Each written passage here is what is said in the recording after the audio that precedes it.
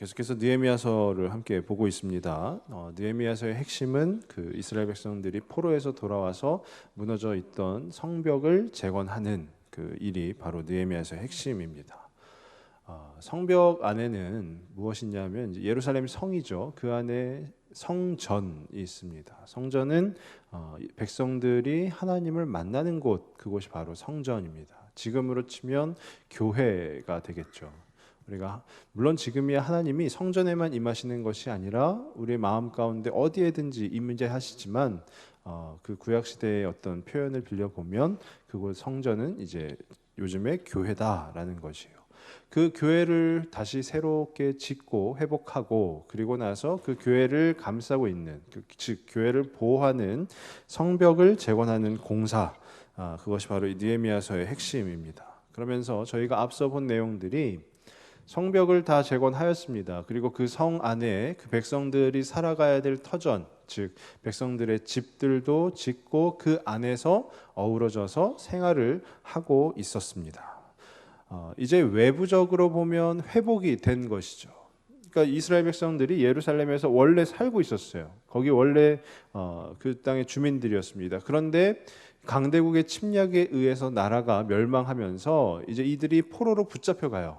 그리고 나서 다시 돌아와서 자기들이 원래 살고 있던 그 예루살렘 성을 다시 회복시켜서 그 안에 살고 있는 것, 바로 외부적으로 보면 회복이 된 것입니다. 그렇지만 이 이스라엘 백성들이 누구입니까?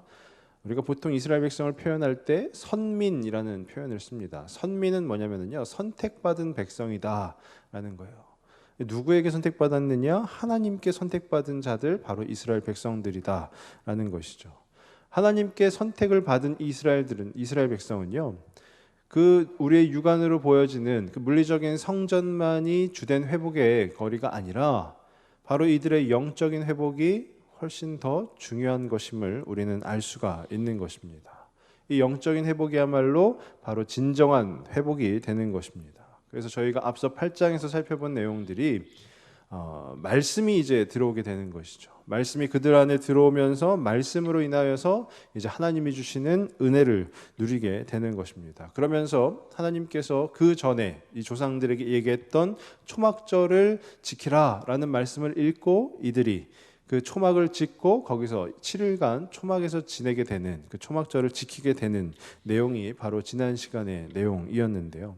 이 초막절을 지킨다라는 것이 무엇을 말하는 것이냐 하면 하나님을 기억한다라는 거예요. 한마디로 얘기하면 하나님과 함께 생활을 한다라는 거예요. 내 모든 일거수일투족에 다 하나님이 임하신다, 하나님이 함께 하신다라는 것을 경험하는 것이 바로 이 초막절이라는 것입니다. 그런데 이제 장이 바뀌면서요, 이 9장에서는 기도에 대한 이야기가 나오고 있습니다. 기도. 그리스도인에게요, 말씀과 기도는 뗄래야 뗄 수가 없는, 매우 강조가 될 수밖에 없는 부분이죠. 그래서 우리가 말씀이 임하여서 말씀의 은혜를 누렸던 그 이스라엘 백성들이 이제 어떻게 기도를 해 나아가는지를 오늘 본문을 통해서 함께 보시도록 하겠습니다.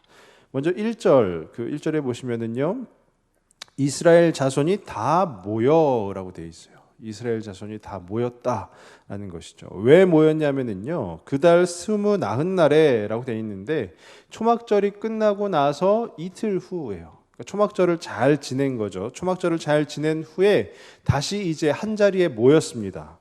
그래서 모여서 무엇을 하냐면 죄를 자복하기 시작하는 거예요.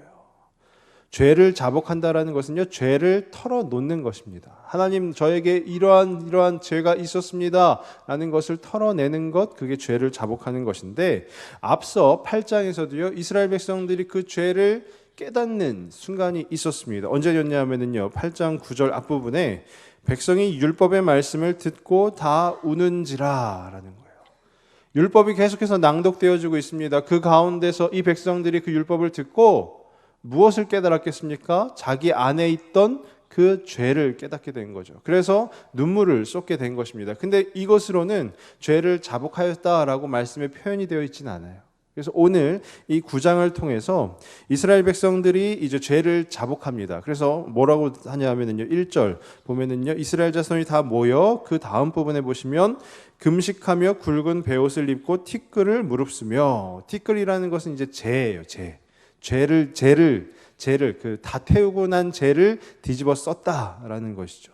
그러니까 금식한다. 그리고 굵은 베옷을 입는다. 그리고 그 재를 다 뒤집어 썼다라는 것은 무엇을 얘기하는 거냐면요. 그 앞서 모세오경에서 이야기하는 죄를 자각하는 애통한 마음. 그러니까 즉 외적으로 표시를 하는 겁니다.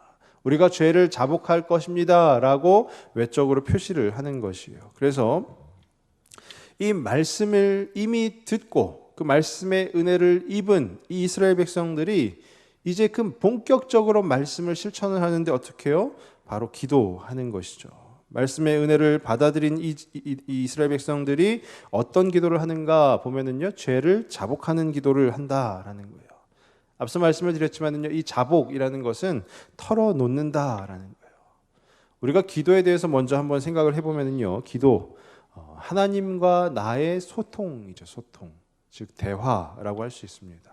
그것이 하나님과 나 1대1의 관계일 수도 있고 아니면 하나님과 우리 즉 공동체의 대화가 될 수도 있는 것이에요.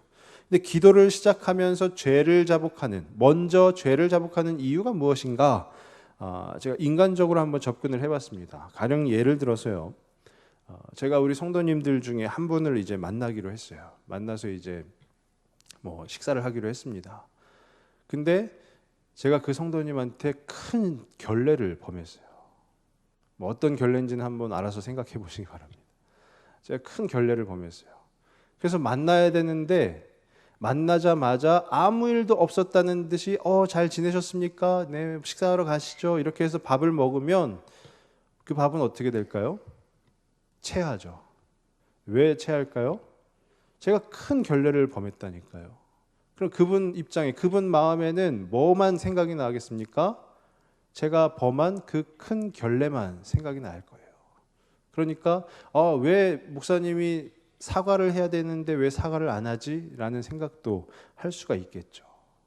이 이스라엘 백성들이 기도를 시작하면서 죄를 자복하는 기도를 처음에 한 이유, 인간적으로 접근을 해보면요, 하나님 앞에 죄를 범한 거예요.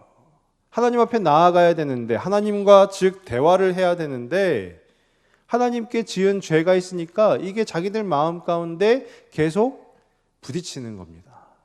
이것을 내가 감싸고 있으면서는 하나님 앞에 제대로 나아갈 수가 없겠구나 라고 생각하면서 그 잘못을 하나씩 이제 회개하는 것이죠.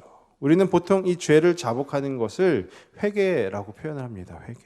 회개라는 말은요, 다름이 아니라 우리의 시선을 돌이키는 것을 말하는 것입니다. 이 돌이킨다라는 것은 뭐냐면요, 원래대로 만드는 거예요.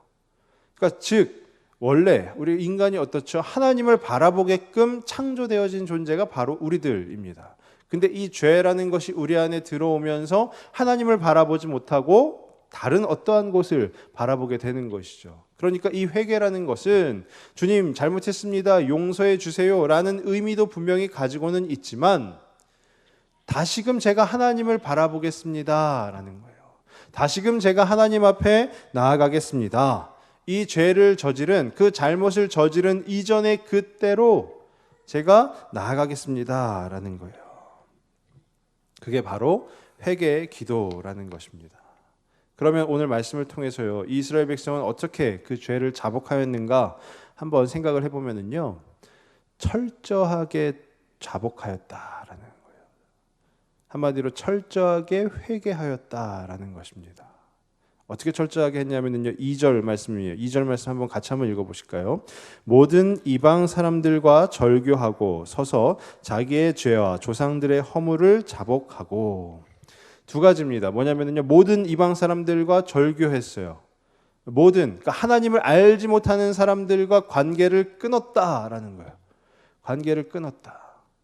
이게 무엇을 말하는 것이냐면요, 오해가 없으셔야 됩니다. 어떤 오해냐면요, 그럼 이제 우리도 밖에 나가서 세상에 나가서 하나님을 모르는 사람하고는 사귀면 안 되는 것인가? 이런 게 아니라 이 구약 시대의 배경이에요, 배경. 이방 민족들과 화친하면서부터 이스라엘에게 죄가 들어오게 된 것이에요. 그러니까 이 이방 민족은 뭐냐면은 죄의 근원이다라는 거예요. 그 죄가 시작되어진 지점이다라는 거예요. 그러니까 이 이방 사람들과 절교하였다라는 것은 뭐죠? 더 이상 내 안에 죄가 들어오는 것을 막겠다라는 거예요. 그러니까 죄가 유입되어지는 것을 내가 끊어내겠다라는 것입니다. 그럼 그 두 번째로 자기의 죄와 조상들의 허물을 자복하고 라고 되어 있는데요. 자기의 죄만 하나님 죄송합니다 하면 될 것인데 왜 조상들까지, 그 조상들의 죄까지, 여기서 말씀 가운데는 자기와 조상이라고 표현했지만 이 안에는 무엇도 표현이 될까요? 가족들의 죄, 자녀들의 죄, 모든 것이 다 포함이 된 거예요. 그러면 그것을 왜 그 죄를 털어놓았을까요? 나로부터 다시는 죄가 밖으로 나가지 못하도록, 영향을 미치지 못하도록 죄의 아웃풋을 차단해버린 거예요. 이방 민족과 절교한 것은 뭐라고 그랬죠? 나에게 죄가 들어오는 것을 끊어낸 거예요. 죄의 인풋을 차단한 거예요. 그러면 이제 그 조상들의 죄까지 모든 죄를 모조리 다 회개한 것은 뭐죠?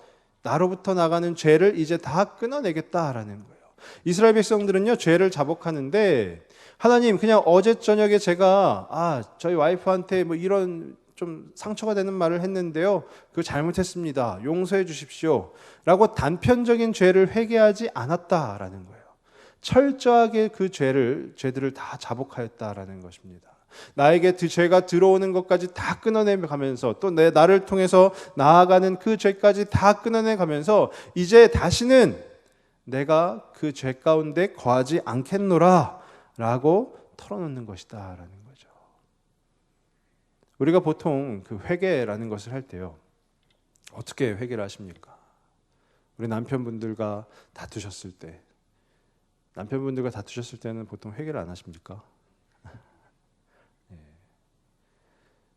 뭐 설교 중에 이런 말씀드리면 죄송하지만요, 내일 크리스찬 문화교실에 남편분들을 꼭 모시고 나오실 수 있길 바랍니다.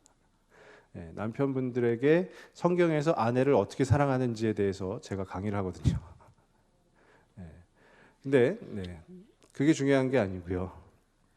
우리가 죄를 자복할 때, 그 죄를 회개할 때 단편적으로 죄를 회개하면 안 된다라는 거예요. 어제 저녁에 제가 청년들하고 모임을 하는데 이 회개라는 부분에 대해서 같이 토론을 막 했어요. 의견을 나누는 중에 한 친구가 물었습니다. 어떻게 회개해야 됩니까? 죄를 모르고 짓는 죄도 있을 것이고 이게 죄인지도 모르는 것들도 있을 것인데 어떻게 회개해야 됩니까? 그래서 제가 설명을 해줬습니다. 뭐냐면 알고 지은 죄 당연히 회개해야죠.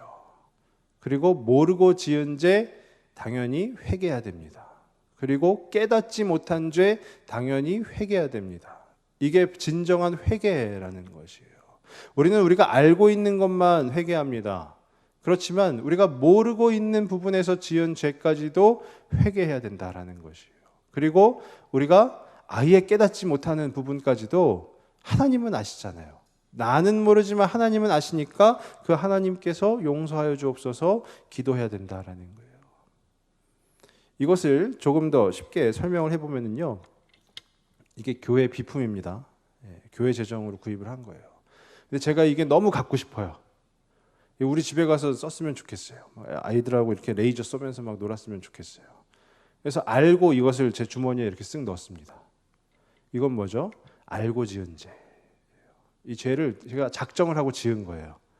이거 당연히 회개해야 되는 것이에요. 근데 이것을 제가 막 여기서 예배 중에 이렇게 사용을 하다가 무의식 중에 그냥 제 주머니에 넣었어요. 그리고 집에 가가지고 옷을 빨려고 봤더니 주머니에서 이게 딱 나오는 거예요. 그럼 그 순간 뭐죠? 제가 깨닫는 거죠. 잘못했다. 깨닫잖아요. 모르고 지은 죄요. 작정을 하고 지은 게 아니라 모르고 지은 죄도 주님 앞에 회개해야 된다라는 거예요. 그리고 이것을 또 무의식 중에 주머니에 넣습니다. 근데 이 옷을 이제 내년까지 그냥 옷장에 다 넣는 거예요. 그러면 뭐죠? 저는 전혀 기억을 못 하는 거죠. 이게 왜 없지 또 찾을 수도 있어요. 그렇지만 나는 모르지만 하나님은 아시기에 그 죄까지도 다 회개해야 된다라는 것입니다. 지금 제가 이걸 주머니에 넣는데 또 혹시 가져갈까 봐 빼놓겠습니다. 그러니까 우리가 죄를 회개할 때 어떻게 해야 될까요? 하나님, 제가 알고 지은 죄들 이러한 것들 용서해 주십시오. 그리고 하나님, 제가 모르고 지은 죄 하지만 뒤늦게 깨달은 것, 그것 또한 용서해 주십시오. 그리고 하나님, 저는 잘 알지 못하지만 제가 범한 죄들이 있다면 그것 또한 용서해 주십시오. 이게 철저하게 회개하는 것입니다. 그러면 이스라엘 백성들이요, 그 후에 그렇게 죄를 철저하게 자복한 후에 어떤 일을 했냐면요, 3절 말씀입니다. 3절에 제가 한번 읽겠습니다. 이날에 낮 4분의 1은 그 자리에 서서 그들의 하나님 여호와의 율법책을 낭독하고 낮 4분의 1은 죄를 자복하며 그들의 하나님 여호와께 경배하는데 라고 되어 있어요. 낮 4분의 1은 쉽게 얘기하면 3시간입니다. 그러니까 쉽게 얘기하면 3시간 동안은 같이 모여서 말씀을 읽고요, 또 3시간 동안은 죄를 자복하는 기도를 했다라는 거예요.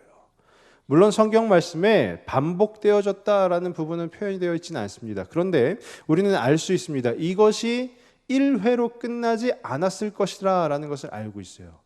왜냐하면 어떻게 할 수 있냐면요, 이것 또한 어떤 하나의 인간적인 접근이 될 수 있겠지만 저만 하더라도요, 회개를 한 번만 하지 않습니다. 매일매일 합니다.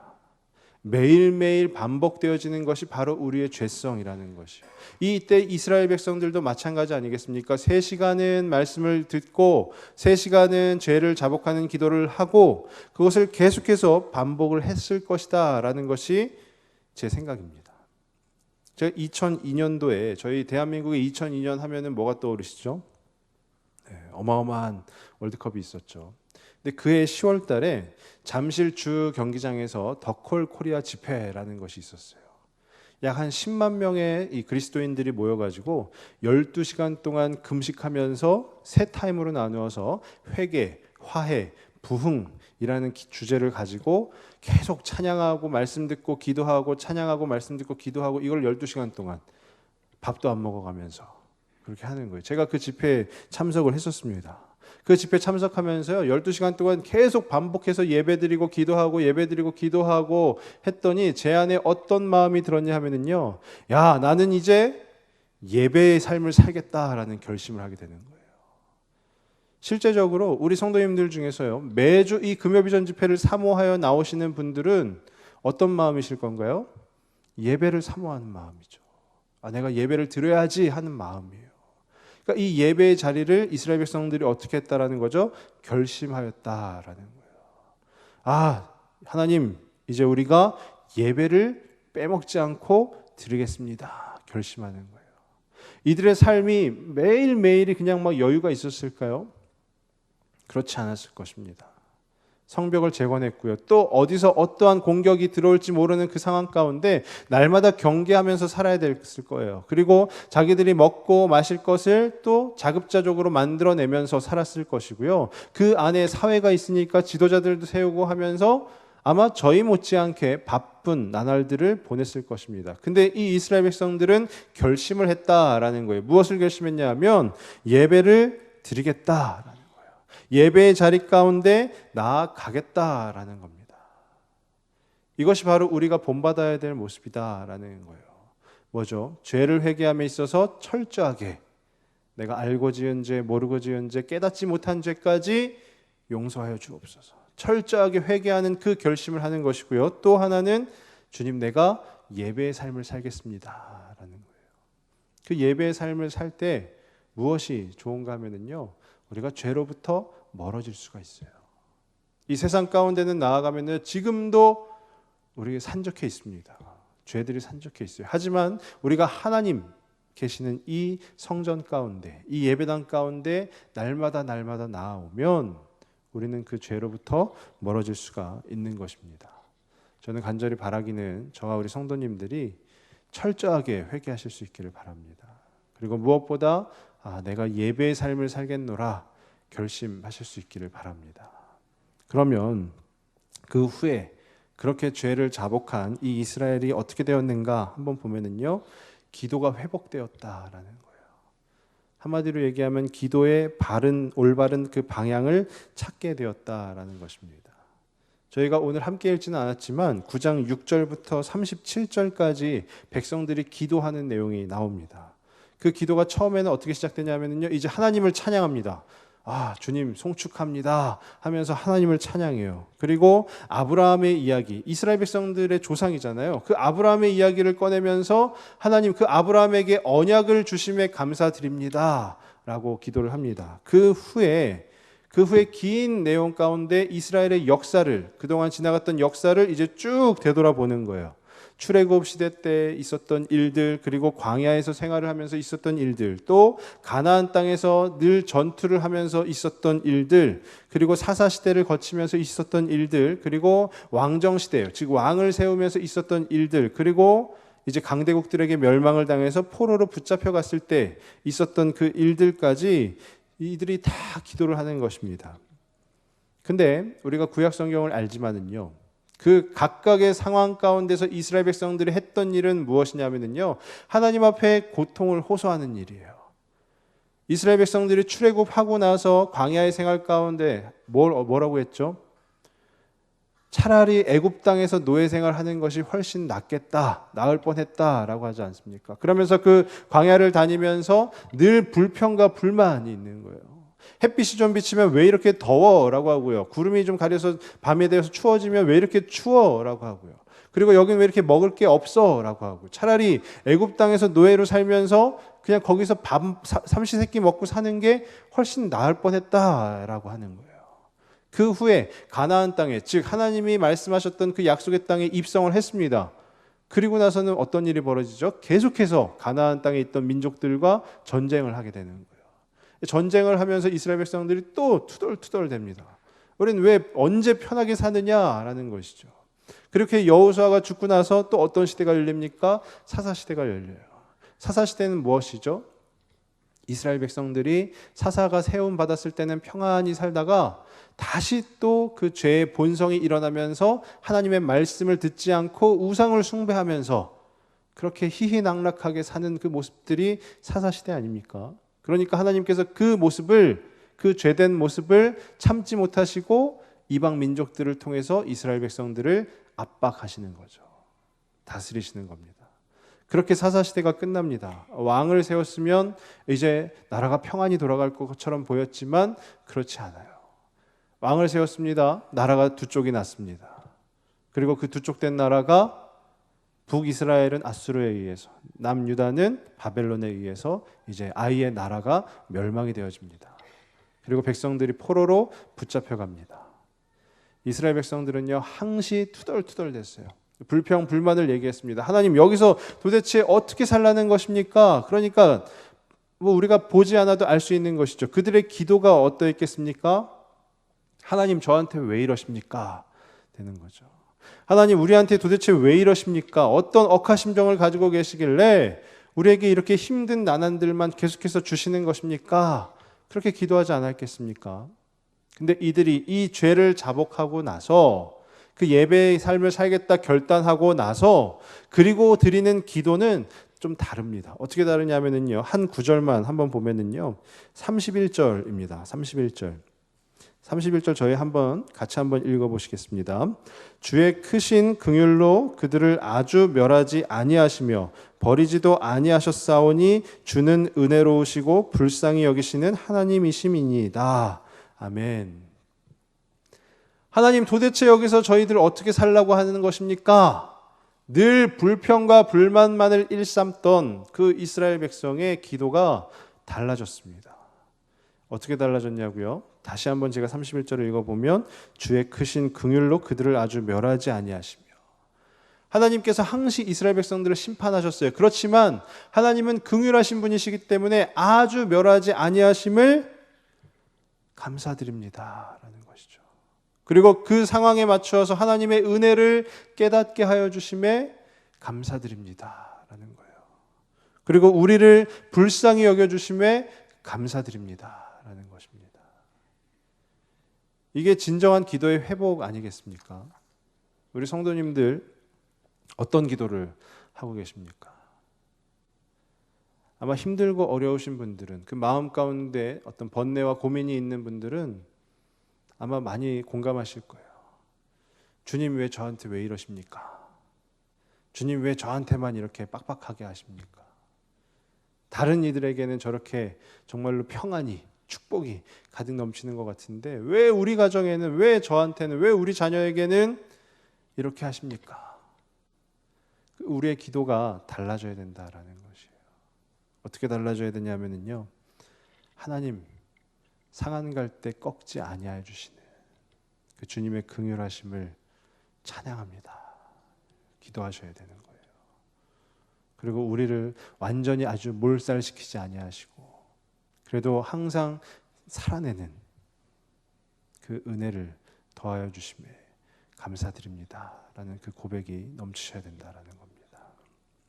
바라기는 저와 우리 성도님들 그 기도의 생활 가운데 그 이 올바른 기도가 회복되어지실 수 있기를 바랍니다.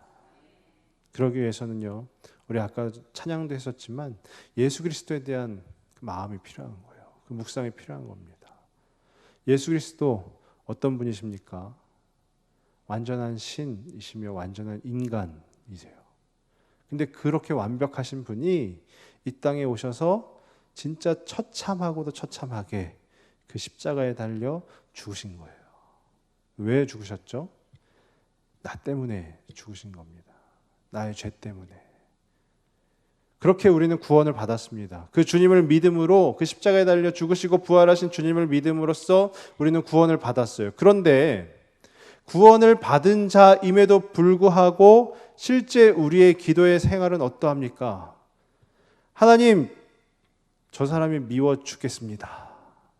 하나님, 저 사람만 없으면 제가 진짜 마음이 편할 것 같습니다. 하나님, 왜 우리 통장은 왜 항상 왜 이 모양 이 꼴입니까? 하나님, 왜 자꾸 저한테 이러십니까? 그러면서 우리는 우리 스스로 피해자라 생각을 합니다. 관계에서 문제가 생겼을 때요, 관계에서 갈등이 생겼을 때 우리가 어떤 생각을 합니까?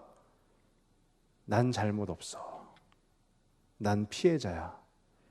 문제는 저 사람이 일으켰어 라고 생각하는 거죠. 우리가 그렇게 생각을 할 때에 실제적으로 피해자는 누가 되시냐면요, 예수님이 되시는 거예요. 우리가 막 따질 때가 아닙니다. 주님께서 우리를 위해서 그 모진 고통을 이겨내셨는데 거기에 대해서 나는 피해자야, 나는 막 이래가면서 다른 누군가에게 자꾸 그것을 덤씌우는 거예요. 당신 때문에 내가 이렇게 된 거 아닙니까? 라고 한다면 실제적으로 그분 때문에 우리가 잘못된 것이 아니라 예수 그리스도께서 모든 피해를 지금 보고 계신 겁니다. 예수님께서 이 땅에 오신 이유가요, 하나님과 멀어졌던, 죄로 인해서 멀어졌던 우리를 화목케 하시기 위해서 오신 겁니다. 근데 지금 예수님께서는 무슨 일을 하고 계시냐면요, 하나님과 멀어진 우리를 화목케 하시는 게 아니라 인간과 인간이 멀어졌으니까 예수님이 다니시면서 지금 이걸 붙이시려고 노력을 하시는 거예요. 그러면서 막 계속 말씀하시는 거죠. 서로 사랑하라, 서로 사랑하라. 근데 우리는 죽어라고 사랑 안 합니다. 예수님이 얼마나 속이 터지시겠어요. 우리 모두가 우리의 죄를, 누구 한 사람의 죄가 아닙니다, 우리 모두의 죄를 자복할 때라고 저는 생각합니다. 주님 앞에 주님이 그렇게 귀한 은혜를 덧입혀 주셨는데 왜 우리는 자꾸 내가 피해자야, 내가 피해자야, 나는 잘못 없어. 분명한 죄입니다. 그 죄를 주님 앞에 자복하시는 저와 우리 성도님들 다 되시길 간절히 바랍니다. 말씀을 정리합니다. 그 예배의 자리를 결심을 하셔야 돼요. 예배의 자리를 지키겠습니다. 주님, 그 예배 가운데 날마다 나아가겠습니다. 하나님 계신 곳에 내가 나아가겠습니다. 결심하셔야 돼요. 또 한 가지, 기도하셔야 됩니다. 저희 그 제자훈련을 하면서 청년들하고 같이 그런 프로젝트를 했어요. 뭐냐면 기도의 골방 만들기예요. 여기 제자훈련 하는 친구들이 몇 명 왔는데요, 아직 제가 3주 간격을 하기 때문에 이 친구들은 아직 이게 나는 왜 몰랐지? 이렇게 생각할 수 있어요. 다른 먼저 시작한 친구들은 그 프로젝트를 하고 있는데요, 기도의 골방 만들기라는 겁니다. 뭐냐면 우리가 기도 평상시에 밥 먹을 때도 하고요, 길을 다니면서도 하고, 근데 그렇게 기도하지 말고 정말로 우리가 마음을 모아서 기도를 한번 해보자라는 거예요. 그래서 골방 만들기를 했어요. 그랬더니 어떤 친구는 자기 방에 침대 옆에 매트 어떤 친구는 자기 집의 소파와 이 벽 사이에 딱 한 사람이 이렇게 들어갈 수 있는 공간이 있대요. 거기를 골방으로 하겠다. 어떤 친구는 자기 책상 밑에 기어 들어가서 기도하겠다라는 거예요. 어떤 친구는 자기가 늘 거하는 온수 매트 위에서 하겠다라는 겁니다. 결심을 하고 일주일이 되어서 확인을 했습니다. 우리 골방에 얼마나 들어갔니 했더니 일주일에 한 번 들어간 게 많이 들어간 거예요. 계속 훈련을 하면 됩니다. 정말로 바라기는 우리 성도님들도, 저와 우리 성도님들도 그 개인의 기도의 골방을 만드실 수 있길 바랍니다. 기도의 골방을 만드셔서요, 늘 들어가셔야 돼요. 늘 들어가셔서 하나님을 찬양하시고요, 하나님께 감사하시고요, 하나님 앞에 죄를 자복하시고, 그리고 우리의 간구할 바를 또 간구해야 되는 것이에요.